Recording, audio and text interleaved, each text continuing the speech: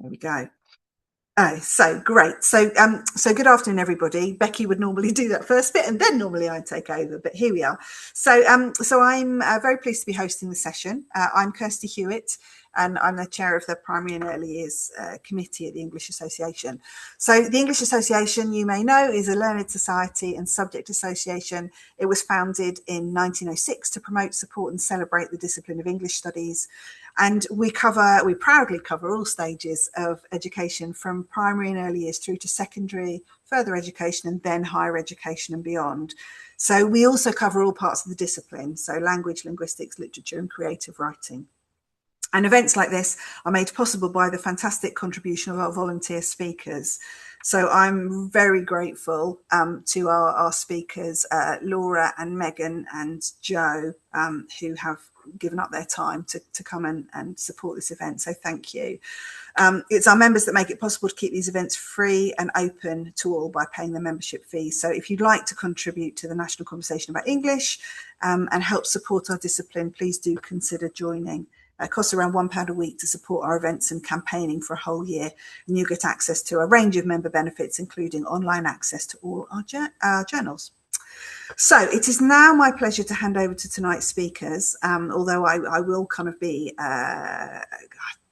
leading the session, and for our kind of spotlight on primary English. So as I say, this is the first in our series. We thought it would be really useful to members. We hope to have a termly conversation with people who have been out and about in the world of primary and early years English, and just sharing some of the things that they've seen that reflect the conversations that are kind of mattering, I guess, in schools and in the realms that they work in. So I'm Kirstie Hewett. I work at the University of Chichester, so I work in initial teacher education, but I work at a part-time for the University of Chichester Academy Trust. And so in that role, I'm in and out of schools frequently and talking about kind of design curriculum and working with teachers.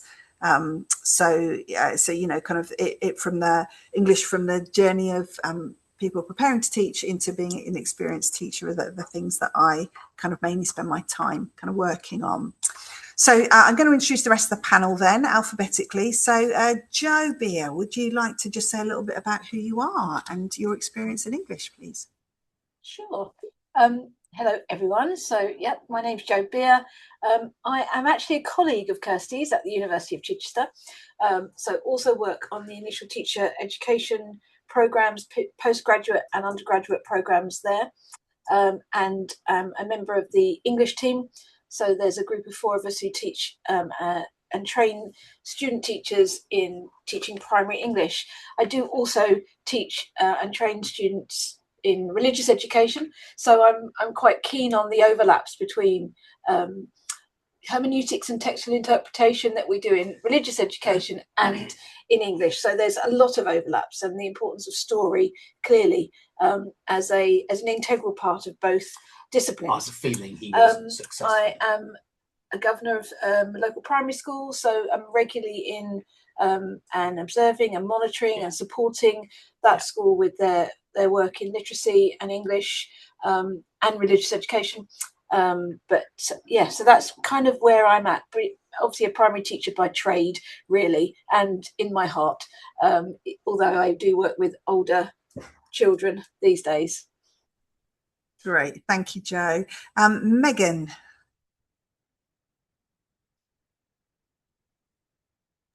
Hello, remembered to unmute myself. Hello, I'm Dr. Megan Dixon, and I've had a really long and varied career. I've been around education, swimming around the education pool, I guess, for almost 25 years now, working as a teacher, a head teacher, a school improvement consultant, an educational consultant. I've worked for the Education Endowment Foundation. I've done bits and pieces for Ofsted and the Department of Education. So spanning, classroom practice and school improvement all the way through to policy work. I'm particularly interested in the development of reading and recently completed my PhD in reading comprehension. So you might hear me grumble about the lack of conversation around reading comprehension and the development of children's understanding and reading for meaning as we go through. But I've got some other thoughts and ideas as well. Thank you, Megan. That's really helpful. Thank you. And Laura. Hello, I'm Laura Spargo. I'm a primary English specialist and education consultant with a background in primary teaching. I also have lots of international experience. So I've led English in the UK, in Spain and in Dubai. And really the thread between everything of my love of English really is combined with really looking at how we can create really high quality learning experiences for children and for their for their teachers that really kind of invest in children being able to see themselves as successful readers and writers. So really empowering them to be able to do that. I love planning. So that's going to be one of my things that I'll be speaking about today, designing learning experiences. I'm a really proud member of the Primary and Early Years Education Committee, and I also write regularly on Substack, so you can find me over there on Glimmers in Education if you're interested in my thoughts about those glimmering moments of teaching and learning. So yeah, it's a pleasure to be here. That's great. Thank you so much. And you can hear, I'm sure, the wealth of experience and the number of fingers in various pies that the panel have. So I'm really excited to be able to spend some time talking about English today. So the format for today is I've asked each of our panelists to just kind of come and share the theme of something that they have been working on, thinking about, coming up against in schools kind of over the last term in particular, I guess, so that it kind of reflects an aspect of their current work. And just to share some thoughts really on those, and we might have a little bit of interaction between ourselves. And then everyone's got something to share, and then we'll go for questions in the chat if that's okay. So we'll have a definite kind of point where we turn over for questions in the chat. I guess it's possible that if we are monitoring them and things pop up, we might deal with things as they arise. We'll see. The plan was for it to be relatively kind of informal and friendly and kind of a little bit like a little chat show, I think. So if it's okay, we're going to start with you then, Jo. So it's not a surprise that we want to start this conversation today thinking about the National Year of Reading. Yeah.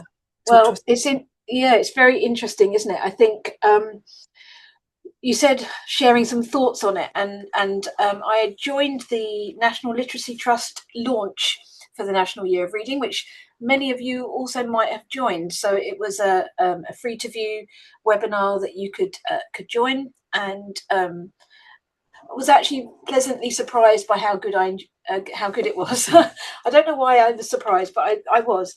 I think the challenge, if I'm going to start with challenges and then I'm going to go into encouragements really. I think the challenges that schools that I'm aware of and the schools that I work in are already focusing very much on reading. There's been such a heavy emphasis on the teaching of, the learning of, the assessment of reading and the progress of reading over the last few years that I think schools are the one place where potentially reading is being promoted and supported and encouraged.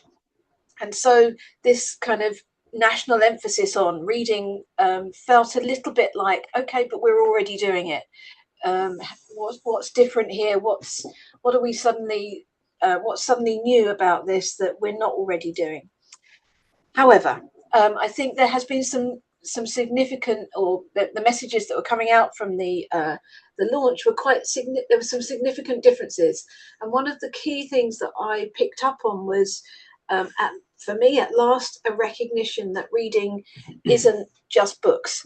And I think we had potentially a retrograde step in the national curriculum where the term text was changed to book in the national curriculum for reading. And there was a clear recognition that reading, particularly with the focus on this National Year of Reading, was not just on books, but recognising it was digital and audio as well as print. And a kind of a celebration, a recognition, but also a celebration that was reading. And valuing the identity of different readers and the different choices they make and the autonomy and the agency that they need to have in order to feel as though reading isn't just something that they have to do, but something they want to do. So clearly there's an overlap with the Reading for Pleasure agenda, but this is was presented as a bigger picture. So perhaps and hopefully it will please Megan to know that there's some focus on comprehension and reading for meaning as well as just reading for pleasure, because I think pleasure can be the more sexy topic rather than comprehension. So the launch was really useful. The National Literacy Trust is not the only organisation clearly jumping on the National Year of Reading bandwagon. Yeah. How do we release the Babanas and the Neils back to do their day jobs? Facebook and social media accounts of authors who are kind of promoting reading for pleasure and promoting the National Year of Reading. So Peter James, for example, is an author that I guiltily really like. He writes lots of books about Brighton, and they're quite gruesome and terrible. But he was jumping on and saying, reading is brilliant. The National Year of Reading is great. So it's meeting more than just the school's agenda. So the launch was brilliant. The launch had the amazing Teresa Kremin, CBE, presenting and reading to us. So if you want to join the National Literacy Trust go all in campaign, you can join up for free. You can log in, you can create your own membership for their website, and you can access the launch materials and the launch webinar again, and you can hear her reading to you this lovely book. So Teresa read the book Every Child a Song to us as part of that launch. There's some amazing materials out there. So if you are stuck for, I think, any inspiration, if you're feeling a bit lacking in inspiration, because, as I've said, reading is not something that's a new initiative. Reading for pleasure isn't even a new initiative. But if you're looking for some new inspiration, there's some wonderful resources on the NLT website. You can access as a partner for free. You can log in to the primary resources, the secondary resources, whichever you choose to do. Anyway, I could go on. There was some lovely things. I'm happy to open it up a little bit, but worth just noting, I think, that the responses I've had from schools, which is what I'm working has been on very much about this kind of the handover stands. Yeah, we're doing this already. What's the level of expectation? There's some nice things here, but we're already doing this. So that how do we ensure that we are not take ownership of the application when it's in production? Expected to do more than we have capacity for. But I don't know what others have made of it, whether other people were at that webinar or not, but happy to open it up. Thank you, Jo. It's interesting. I was working with some teachers a couple of weeks ago, I think, and they had some of them had just kind of missed the whole kind of National Year of Reading, the idea that it was happening, and weren't aware of the material. So I think it's really helpful to be signposting them as much as possible. It just goes to show just how busy teachers are and what a challenge it is. Megan, either Megan or Laura, I don't know if there's anything you want to kind of add to this, just Jo's kind of introduction of the National Year of Reading. And I suppose the only thing that I would add there, just around what you said there, Kirstie, around it could be easily missed when there's so much going on. And I was quite keen I just pulled a blog post together actually about it, because I wanted to signpost, like, here's where, this is where you sign up, because that platform, as you say, Jo, is a fantastic platform to be part of, because it's signposts, there's calendars, there's things that you can download that help you as an evaluative tool. And I think I definitely took from it, as you say there, Jo, again, about investing in readers understanding themselves and their reader identity, and that being beyond necessarily just reading of text, and also the sort of the line of meeting the children where they're at, not actually kind of where do they see themselves as readers, are really investing in that, so it's something that has more longevity. I was actually on a National Association of English Advisors webinar recently, and we were sort of speaking there around with Martin Galway, speaking around actually kind of how this is something that we're really looking to invest in over time, rather than it be sort of something that it's just a National Year of Reading and then we move on from. So I think that's another important point to consider. I'm interested to hear as well what Megan is thinking. Yeah, I mean, I agree with you. I think colleagues that I have worked with and spoken to about, although obviously reading is very high on their agenda and always is very high on their agenda, there was an element, perhaps a little element of lethargy coming in and saying, okay, it's reading for pleasure again, and we've done this and we continue to try and do this. And I think my perspective towards this is to encourage them to do the things that they need to do, to see it as an opportunity to look as a whole at the provision that they provide for the students, and perhaps they have spent the last 2 years really focusing on establishing reading for pleasure culture, and there are some other areas that would benefit from more attention. So perhaps they want to go back and think about diversifying the book offers that are there for children. I just read a super report by the English Association and IBI working together around providing book packs of text with multi-dimensional characterization within them. So children from who are, the main protagonists within text from a wide range of different ethnicities, but also the sender gender, so neurodiverse and perhaps in a wheelchair, that sort of thing. That angle is an angle that I think can really spark this conversation in schools. And I think that's an angle that handles really well to the published white paper that came out this week. Every Child to Thrive and Achieve, which has got this very, very strong inclusion agenda, which I'm, delighted about, but it's going to be hard work because it's a long time since we've had that level of conversation about inclusion, what inclusion means, what it looks like, and what it is for all children in our schools and in our context. And so I think, there's lots of things to think about. And I think, Joe and Laura couldn't agree more with all of your points. I think it's an opportunity once again for English coordinators or English specialists in schools to spotlight themselves and go, oh, look, I've got some skills and knowledge here. Give me some space, give me some time, open up the really busy school calendar and let's come back to some of the stuff that we used to do. Because I don't know about you, but I often hear, when I go in and I talk to colleagues, oh, we used to do that, but we don't have time. Oh, we used to do that, but we don't have time. So, well, was it successful? Was it easy? Do you know how to do it? And they went, yeah. So we'll do it again. Yeah, just bring back and bring those things forward to that agenda. I don't know whether Kirstie, you want to add any more to that or.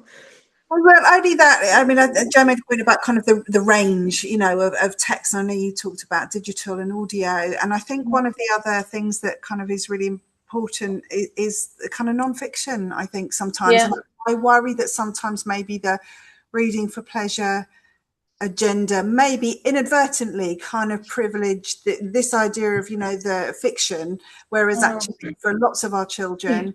They are, or our adults, are particularly passionate about non-fiction and the importance of that, and do we, if that's where they love to read, then that's great. Let's give them the practice at reading those things then, if that's their passion, and do we as teachers always kind of read aloud, at the end of the day, is that part of what we do so that they hear non-fiction read aloud as well as fiction? I think it's really important. And looking at materials recently, there's obviously the kind of national November is non-fiction month, isn't it? You can look at lots of resources. There are some great resources online for that, for looking at kind of ways to share that, to celebrate non-fiction, and lots of opportunities for children to get involved with that. So I kind of hope that's part of it as well.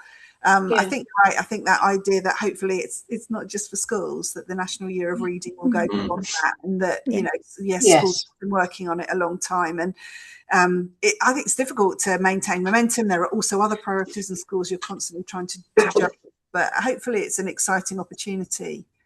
Megan, I know you want to. Sorry, go on. Sorry. I was just going to reiterate that point you made about it being beyond the school, and I think that's kind of what I meant by referencing social media posts that were not necessarily for school intersecting consummation. It was very much about I don't know this is bigger than just school, and the National Year of Reading is about adults modelling it, but also being involved with it. Why don't we do something I think the notion of what Richard's the championing non-fiction, for that there was a big drive on in the presentation on looking at stories or books related to everyday life, not just stories, but texts and reading that was related to everyday life. And I think that kind of fits better with the non-fiction, that kind of doing reading that is for purpose, not just for pleasure. And actually you can get pleasure in reading texts or reading that isn't just non-fiction, so isn't just fiction. So I think, yeah, there's definite overlaps with what you were saying and with the presentation from the NLT in this. But yes, it's broader than just schools, I hope. Yeah, great. And I know certainly at the UKLA conference in the summer, there was lots of focus kind of on moving away from the term reading for pleasure and broaden it to volitional reading, thinking about what drives somebody to read rather than necessarily them feeling like you've got to label this thing as pleasure or it's not happening or it's not working or whatever. So I'm hoping to kind of hear more of that term, I suppose, as we go. Megan, I know you wanted to, one of your passions, of course, is those children who are finding reading tricky. And so I wondered what you might want to share about that. Well, I think this is always part of the conversation that sometimes gets lost in these wider things around reading for pleasure or the National Year of Reading. And I think last year I did a lot of work with a virtual schools team in one of our local authorities, and that was fascinating to explore with them how children can fall through the gaps, particularly our most vulnerable children. And what we can see through the policy documents coming through is obviously, again, this inclusion agenda is massive. It's massive around special educational needs, and it's massive around disadvantage, because once again, what we see is this kind of growing gap between children who are retaining reading and children who just aren't doing it. We've got about 25% of children actually in our schools for whom reading is a real issue. And what I don't see, and I apologise to colleagues out there, is what I often see is a fairly muddled picture in how those children are being responded to. And I'm going to be brutally honest here. What I see is a lot of phonics. And if they don't get the phonics, we get more and more and more phonics. And I've actually got to the point where I've started to call this cruel, because I think it's cruel to be sending children from year 5 and year 6 into phonics lessons with younger children. I think it's cruel not to be actually looking closer and really unpinning and identifying what their difficulties are. We know from the literature, there's a lot of demographic research literature out there. We know that maybe up to 15% of the population would be diagnosed as having dyslexia, so a difficulty in picking up print from the page. We know that 10 to about around 10% of children will be what we call poor comprehenders. Now, it doesn't mean they don't understand language, they don't understand talk. We can have a lovely chat with them, but actually the act of understanding what text means, be that in a blog, be it digitally, be it multimedia, be it in a book, that aspect is really, really challenging for them. Then we also know that we'll have children with speech, language and communication difficulties, and that's often very comorbid aligned with reading difficulties. About 95% of children with developmental language disorder will find it hard to learn to read and write. So, where is the systematic stance in terms of knowing who these children are and providing the right appropriate provision for them? Because I absolutely 100% agree that all children should be reading, and that we should absolutely be moving towards having higher standards at the end of Key Stage 2, where more, 25% of children not being at age-related expectations. That's pretty poor in my book. That gap needs to close. But I also, and again, I apologise for perhaps being a little controversial here, I don't think having a target of 90% achieving the phonics screening check is going to achieve that. So I think one of the things that I'm really thinking about and have been thinking about for years and years and years is how do we ensure that we have the right systems, structures and processes in school to make this happen, because it doesn't happen by chance.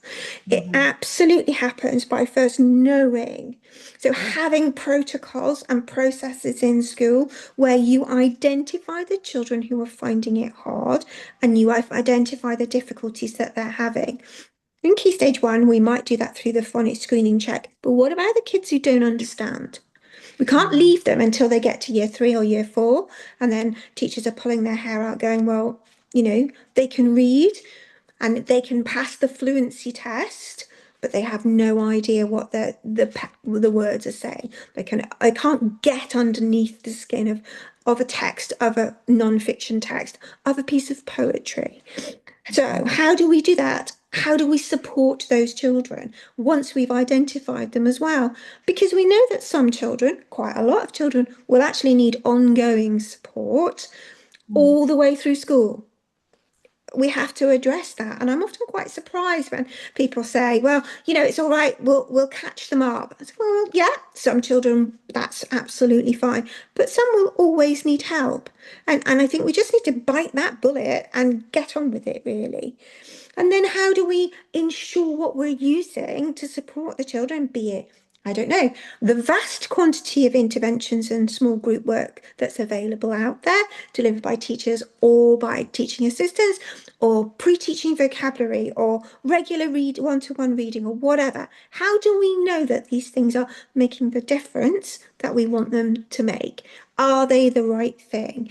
And it's that kind of insistent, process-driven approach that, in my experience, is the most effective in closing the gaps in disadvantaged children. And I know that from experience, having worked within a school system and within a trust where we didn't have gaps between disadvantage and non-disadvantage. All children learned to read because we were absolutely irritatingly dogmatic about it, and would do anything we needed to do to make sure that happened. So, and I think that's one of the bits at the moment that's missing for me from all of this conversation. I'm hoping that the development of inclusion and that conversation that around disadvantage, again, that's coming through the policy papers, will begin to help this bubble up, but I'm not seeing it.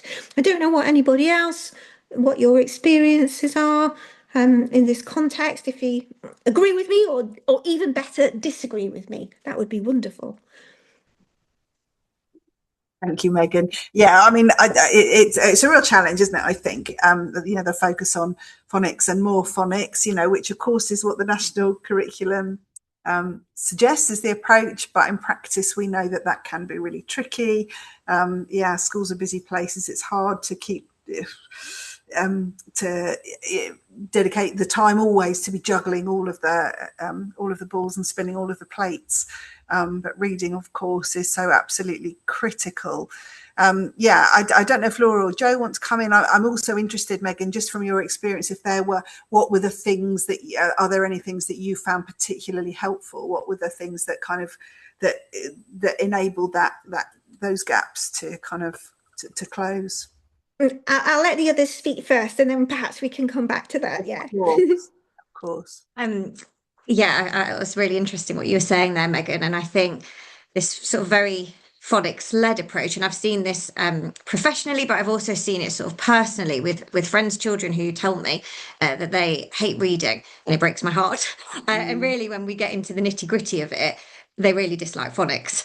And obviously, there are children that phonics is successful for, and there are, really great programs out there that support children in that. But if that's the only approach, and that children are thinking, and again, I think if we're considering this idea around pleasure, and children are sort of finding phonics really unpleasurable, and they're making those connections, we're kind of setting them off to fail almost, because they're kind of seeing, and if they're seeing that they're not successful phonics, which is one approach, and I'm probably many of you have read this, and many of our attendees in the audience perhaps as well, The Balancing Act by Dominic Wise and Charlotte Hacking, and I've heard Charlotte Hacking speak as well, and just think I've never made so many notes, I don't think, through from that conversation, because again, the kind of crux of the book is looking at purpose, looking at that relationship between reading and writing, that relationship around audience, but also looking at high quality texts from the off for teaching children to read, because I think it's looking at, we can put these, the interventions in place. Again, there's some fab approaches for that, and it's so important. You're going to find those children who really do need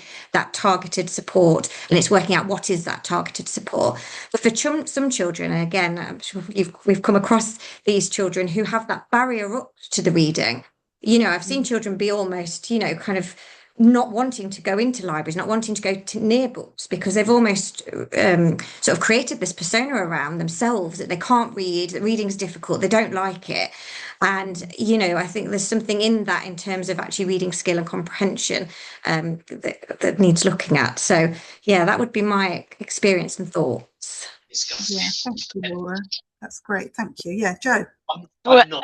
Just reiterate that. I think going back to this notion of recognizing what we mean by reading and what we are reading, and sort of kind of joining together Laura's point about not just being about phonics, and Megan's point as well, but about children who have barriers up to reading, who don't like it, and Megan's point about inclusion. I think if we start from where the children are, which is kind of what part of the message from both Christina Clark and Teresa Kremin at the webinar, was start with where children are actually at. What are they interested in the first place? What are their passions?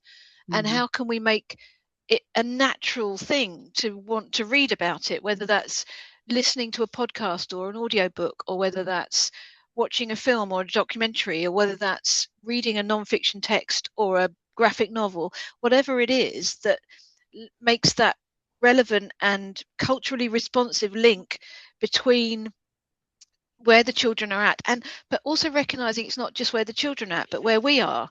So I think certainly my own personal experience in my home is that we have children who aren't interested in reading, but they have parents who are avid readers. So there's a mismatch there between perhaps what we are, and maybe we don't model it enough, or I think we do, but there's definitely a mismatch, and it isn't just about teachers being role models. I think that's a part of it, but actually it's got to be starting with the children and their interests, and getting down at their level, not just physically, but actually kind of saying, well, so you've got this whole plethora of stuff that's at you, which is all about phonics and the skills and this technicality, and it's tough and it's cognitively heavy. But what about let's just look at these books, or let's just listen to this story, or let's just watch this documentary, this short video clip about pulling apart a computer, something that triggers the passion or the interest in the first place, and that can be inclusive, because as soon as you start with children's own interests, you are inclusive of all, because it starts with them.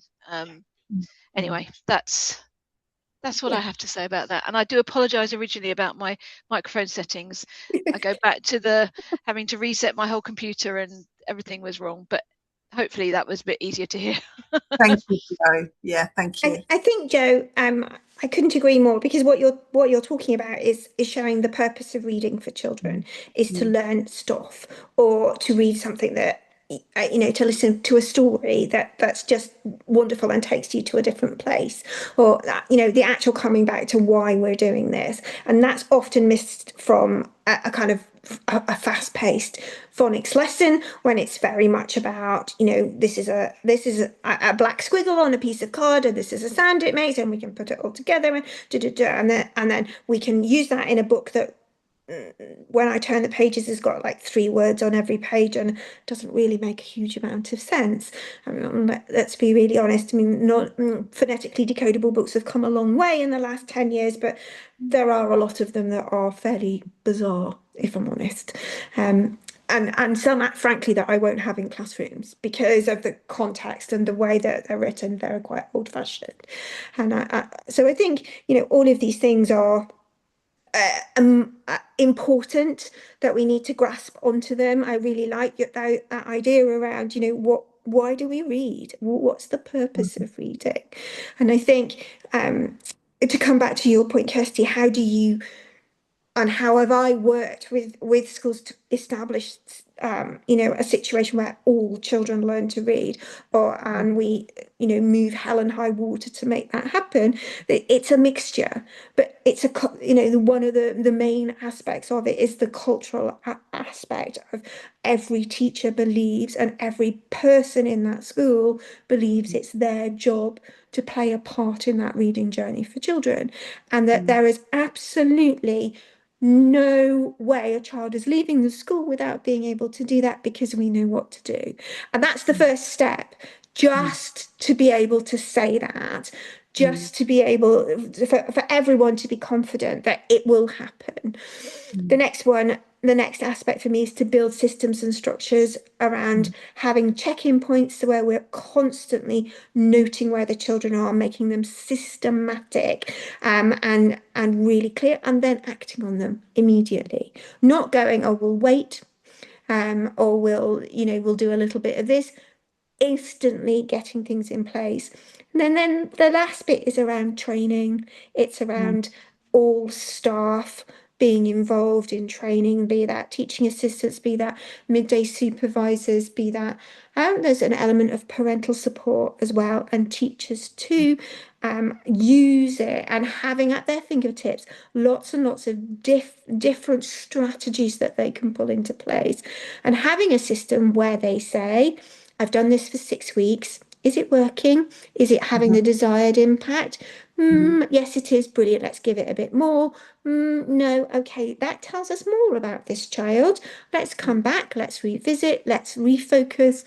Let's do that flexibility. Not saying they're going to do this for the next 2.5 years, and constantly revisiting that. So it's about being curious and responding to what's in front of you. And of course, that constant need for the constant refreshing, for the training, and then the processes that are in place. It takes a long time. The dedication, and I'm sure that colleagues in schools that we're speaking to, who are involved in this, have the foundations of all of these things in place. Maybe they need refreshing, maybe they need re-establishing, maybe you need to send those 3 colleagues off on that training program again, not just give them the manual to read at home. Insistent, consistent, and persistent, IPC. That's what generally you'd just be really boring about it. Yeah, thank you, mate. Although, it's such a critical thing and such an exciting thing, isn't it, to get children, to get children able to read. Absolutely, whole community and continual investment in professional development, so we can give the children our very best. I absolutely agree. Yeah, thank you. Carl's put a comment there, which I can see. Yes, for older children, we shouldn't see it as more phonics, and that's the challenge, isn't it? The national curriculum tells us that we need to keep doing phonics, but yes, if it's not taught well, it's not likely to be pleasurable or successful. And those are, you find that's what's made the difference. What isn't right in phonics?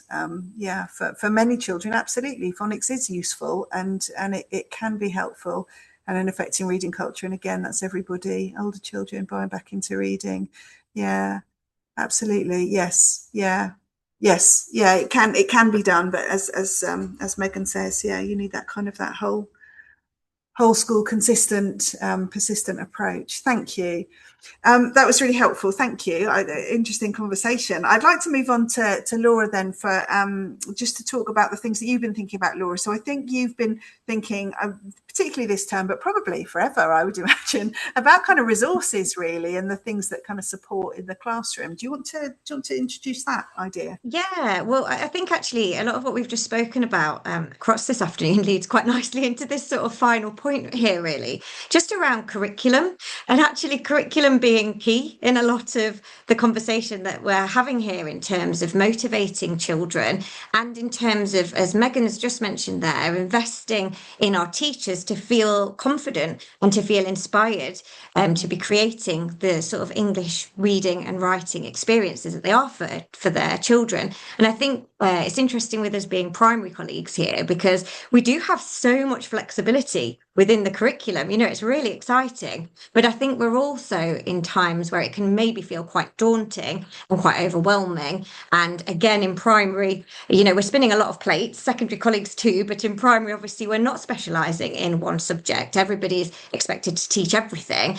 And I think English can often be an area that, you know, if teachers haven't necessarily got that interest, that specialism, maybe they've not studied past, you know, GCSE, or they found it tricky themselves at school, you know, it's a lot to be sort of teaching reading and writing. And I just wanted to sort of obviously gain your guys' experiences and if anybody from the audience have any sort of questions or queries or experiences around this in terms of resources that are there to support the planning process, how we get that balance between support in terms of ideas and suggestions, and when that can sort of tip into perhaps hindering teachers in terms of reducing professional autonomy, sort of reducing ability to adapt. I want to sort of speak a little bit about adaptation as well. So yeah, this question around when can resources begin to hinder rather than help? And I think we've probably seen this, I know myself, I've seen this a lot, probably in the last maybe 6 or 7 years, where it's quite a resource heavy, it can be quite a resource heavy approach now. And I think that's come from teacher workload. Teachers have got, as we've mentioned there, a lot on, and it might be looking to invest in a resource, a programme, a scheme that's sort of there to provide those English learning experiences. But my question here would be around a concern of always, or is there a feeling that it can be a delivery of lessons rather than a teaching of lessons? And this idea of going through the motions, again, we can feel really up against it in terms of all the objectives, the content, everything that needs to be covered. But what message is being transferred to the pupils if the teacher in front of them, it feels like they're moving through a slide deck, or, you know, we're just on to the next lesson, or this is what we're doing, you know, this idea of sort of doing. So Laura, I just wanted to Laura, sorry, Megan, sorry, I'm butting in with a question that I can't keep in. Go on. I don't know, my reflection on some of these, you know, heavy schemes is there's just too much in them. I don't know whether you're nodding, so I'm guessing you're agreeing. And I, yeah, sometimes I think actually the job of being the consultant coming in to support is to teach teachers or to give them permission to take stuff out and not do things. And I think, and again, I'd be interested to see what you think about this, because I've sort of written this in my notes. It's something I think about a lot.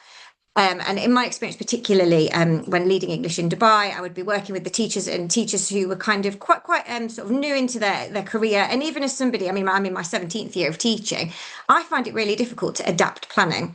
And I think there's a lot of conversation around, oh, here's here are all these slides, loads of them, and here's all this really detailed planning. And now you adapt it to suit the needs of your children. And that itself is a skill. And I think, you know, when there's an overloading of resourcing almost, which is obviously intended to be supportive, actually ends up doing the opposite, because, you know, it probably takes a lot longer to adapt something. And also, I'm a really big advocate for joy in reading and writing experiences. Is there much joy in, you know, if you've not really had that experience? So I wanted to just share some feedback from schools that I've sort of done some work with, where they've spoken about colleagues, whether English is something that is a specialism or an interest, where teachers are feeling motivated, where they're feeling like, oh, I love teaching English, even if it's something that they themselves found quite tricky when they were at school.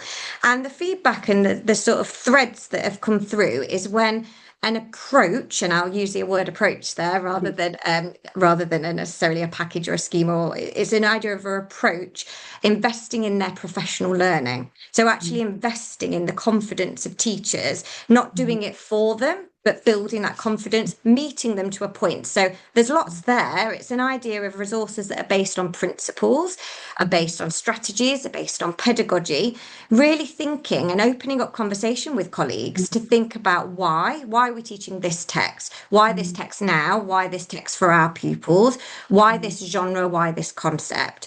But also the how. So it's an investment in a toolkit of sort of approaches and strategies that teachers can draw on, that they can add into, that they can apply into, can change around, where the adaptability and the flexibility is key. So more of a suggestions and an approach idea.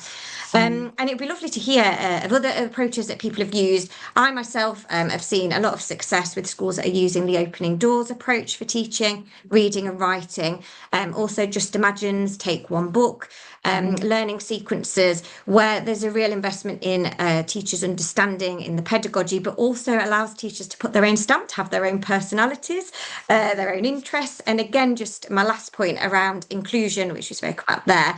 The teachers are talking about these approaches where we're having these high aspirations for all children, that we're thinking about those access strategies to allow all children to be able to access all texts, even if it's a case of they're listening to the text and not reading. It doesn't say that they're not going to be able to infer, they're not going to be able to predict, they're not going to be completely inspired, and they want to go and have a go at writing their own.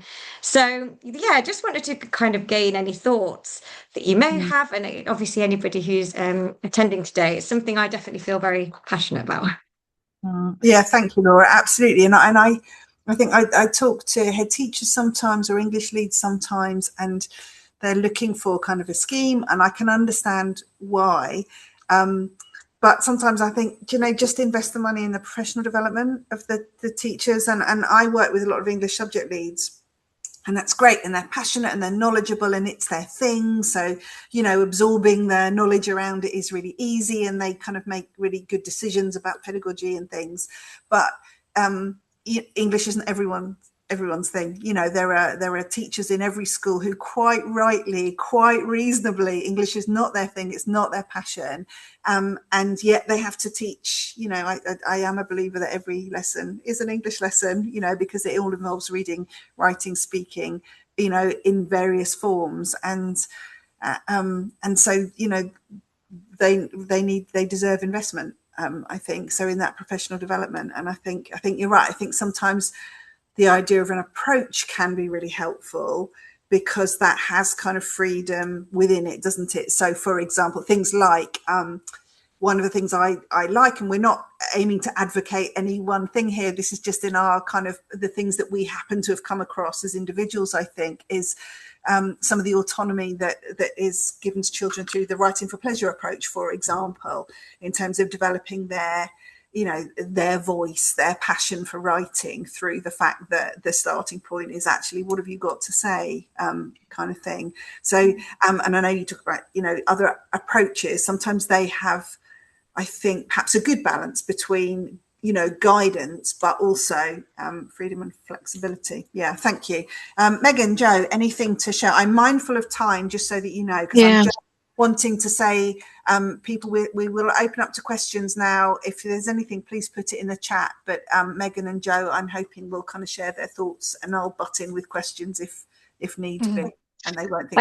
I had a quick comment really about training new teachers. Working with young students, some older students who are going into the profession, and one of the key things we've noticed is actually the requirement that our young students need to have for being critical thinkers, being critically reflective of the resources that are abundantly available to them.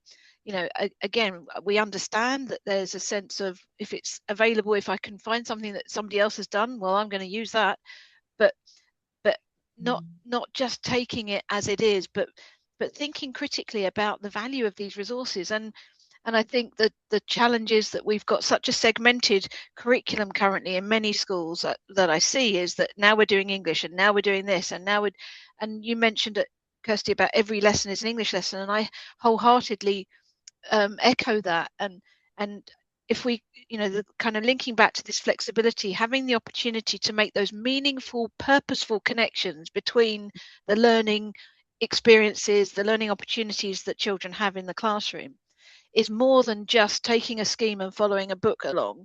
It's seeing how does the choice of that text help us with our learning in all of these different areas. And it goes back to thinking about children's interests, and good early years practice, starts with children's interests and spirals out from there. And actually, I think that's good practice, full stop.